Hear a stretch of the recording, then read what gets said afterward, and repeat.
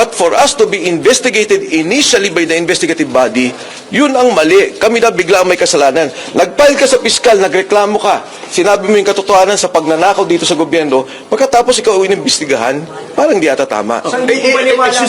Hindi po tama ito.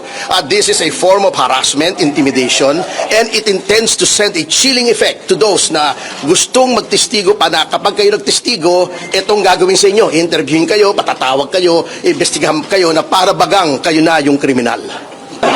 Nagkaroon kami ng nung paunang pananalita tungkol doon sa sabpina nila. Kasi ang sinasabi namin, ang gusto nyo lang namang i-establish ay yung identities namin. That was part of the deputization of the ombudsman. Kaya yung mga 18 Marines na nandun din sa loob, nagbigay na ng ID sa babae. Government-issued ID. Pati yung serial number, hawak na Attorney Levy Baligod. Ngayon, in my case, in particular, ang sabi nga ng abogado ko, sabi niya, ano ba yung ano yung ini-establish ninyo? Nandito naman si Mike. Hindi niyo ba kilala? Kung kilala niyo naman, okay na. Hanggang doon lang kasi yung limitasyon ng subpoena na binigay ng ombudsman sa NBI. Attorney Topacio? Yes, oo. Kasi alam nyo, itong kinakataka ko nagulat ako. Kasi kami naman nag-cooperate. Di ba sabi ko, out of respect to the institution, may sabina, pumunta kami. Ang gusto po nilang gawin, ibukod ng isa-isa sa kanya-kanyang mga kwarto ang bawat isang subject ng sabina at tanungin. Hindi po pwede yun. Now we are trying to get statements na maaring self-incriminatory. Maari kasi I insist, wala kaming tinatago. That papasok na yung right to remain silent dyan. Kasi with respect to the Marines, ayoko naman pangunahan si Atty. Baligod, pero yung sinasabi nila, with all due respect to our NBI friends, na hindi daw custodial interrogation yon, titignan daw nila yung credibility.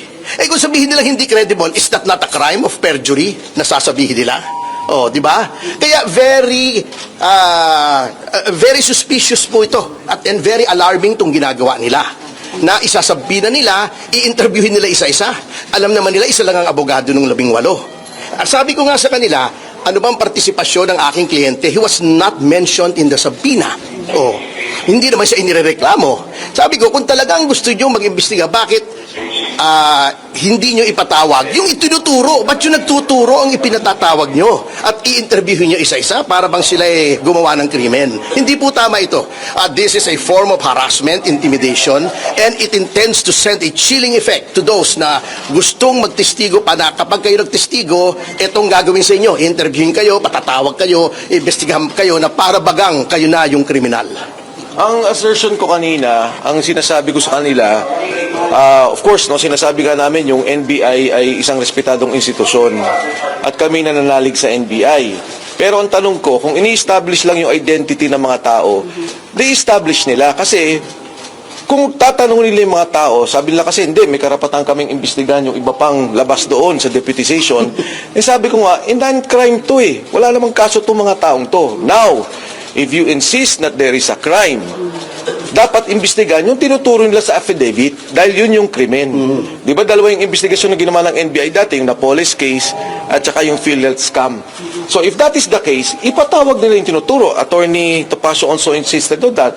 Sabi ko nga, kung magsasabi ko yun ng tama at oo, na ipapatawag nyo si Sandro Marcos, ipapatawag nyo si Speaker Martin Romualdez, ipapatawag nyo si Pangulong Bongbong Marcos na nabanggit dun sa affidavit, yan, papayag kami sa totohanan at kabuwang investigasyon. Pero kung iimbestigahan yung mga tao na nagsalita, anong krimen doon? Anong krimen ang nagawa nila? At anong krimen para imbestigahan ng NBI? Pero with your indulgence, hindi po ba ang proseso po ng investigasyon, normally po pag may nagreklamo, kinukuha mo muna yung facts, lahat ng nagreklamo. Correct. After that, yung po mga inaakusahan yung susunod po ipapatawag. Correct. Dito po sa NBI. Correct. Would you agree na ito po yung preliminary step na gustong gawin ng NBI? So pagka ako pala nag-file sa korte, pag nag-file pala ako sa korte, tatanungin muna ng piskal, sino ka ba? May kaso ka ba? Ikaw ba ay kriminal? Ikaw ba ay kung saan ka nanggaling? Sino nagpopondo sa'yo? Hindi naman tatanong ng piskal yun Di ba? Sa investigasyon niya Ang iimbestigahan niya yung krimen na sinasabi ko. Ngayon, batay doon sa krimen, yung mga kalaban, yung mga inakusahan na tumanggap ng pera, sila magsabi na ito walang kredibilidad, ito hindi totoo, ito hindi totoo. But for us to be investigated initially by the investigative body, yun ang mali. Kami na bigla ang may kasalanan. Nag-file ka sa piskal, nagreklamo ka, sinabi mo yung katotohanan sa pagnanakaw dito sa gobyerno, pagkatapos ikaw inimbestigahan, parang di ata tama. Saan hindi ko maniwala? Excuse me lang, sasagutin ko si John, from a legal standpoint. Ganito po yung sinasabi mong proseso, no? Ganito yung sinasabi pong proseso kasi. You file a complaint. Nag-aalig ka ng mga krimen doon. Since that is an affidavit, meaning to say it is under oath, at nung isang araw pumunta rito yung notaryo at napatunayan niya, siya ay tunay na abogado, siya ay notaryo at humarap sa kanya yung 18 na mga nagsagawa ng affidavit. That entitles the affidavit to full faith and credit upon its face. Ano pong ibig sabihin yan? Kung walang kukontra dyan, yan na ang totoo. Sino ang dapat kumontra dyan? Yun bang piskal o yung NBI? Hindi po. Yung binabanggit. Tama. Ikaw ang magdefensa. Ikaw ang magsabi, bakit hindi totoo itong sinasabi? Ito ay hindi totoo. Ito kasinungalingan. Ito, walang katotohanan nito. Bakit sila ang nag-establish kung meron o walang katotohanan? Again, an affidavit duly sworn before a notary public is entitled to full faith and credit upon its face. Paniwalaan mo muna yan. Patawag mo muna yung kabila. Pag napatunayan ng kabila na walang katotohanan, saka mo i-dismiss. Hindi yung ikaw ang bubusisiin mo yung nag-complaint. Hindi po ganun yun. Ang mainit na balita ngayon ay ang pagpapatawag sa 18 mga ex-Marines na pinatawag ng NBI at sinamahan ng kanilang mga abogado at sinama pa dito sila Mike Defensor at ang kanyang asawa para sa isang investigasyon di umano ng National Bureau of Investigation alinsunod sa sabina na kanilang in-issue. Ang tanong ng taong bayan, may basihan nga ba ang pagpapatawag na ito ng NBI at bakit pumayag ang mga marino, ang mga ex-marines at ang kanilang mga abogado para sila ay magpunta sa NBI. Pag-usapan po natin sa araw na ito yan. Ito po si Attorney Mike Operario. Magandang gabi po sa inyong lahat. Sa pagpunta po ng mga tao na ito, ng mga ex-Marines sa NBI, ang tanong ng marami, sila ba ay nagpasaklaw na dun sa jurisdiksyon ng NBI? At ano nga ba yung totoong jurisdiksyon ng NBI? May kapangyarihan nga ba sila na ipatawag ang 18 Marines para sa isang investigasyon, di umano? Yung kaso po na ito ay nadaanan ko na noon. Meron akong isang kliyente na inisyuhan din ng sabina ng NBI na ang kaso na di umano na siya iniimbestigahan ay usurpation of real rights. Ito ay tungkol lamang dun sa mga illegal na pagbebenta ng lupa o pagbili ng lupa. At dahil dito, inisyuhan siya ng sabina at pinapupunta pa sa NBI.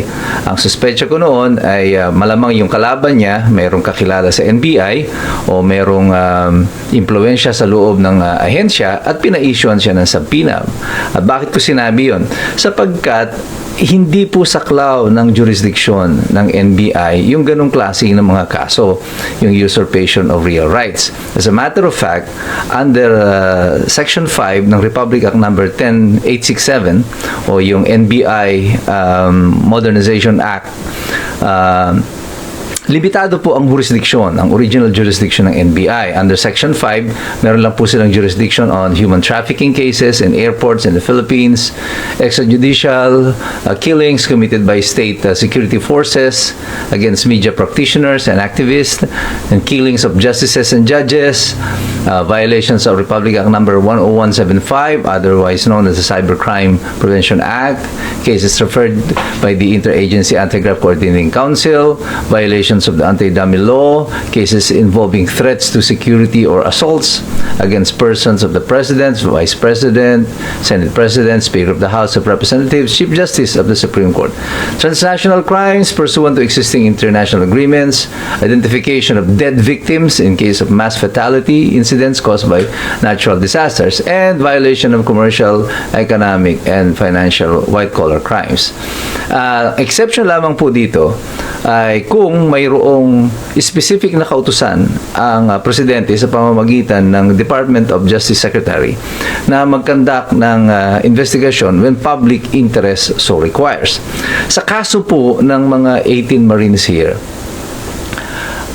ano pong krimen ang supposedly sila ay involved para sila ay ma-subject doon sa investigation ng NBI. Ang investigation po, ang power to issue subpoena ng NBI dapat po ay in relation to a case that is pending before it or that is under investigation by the NBI. Sa kaso po ng 18 Marino, ano kaya ang kaso na kanilang na-commit na kung saan sila ay iniimbestigahan na ngayon ay ay sumasaklaw sa jurisdiction ng NBI? Parang hindi po malinaw kung ano yung kanilang krimen na ginawa. Bakit sila iniimbestigahan?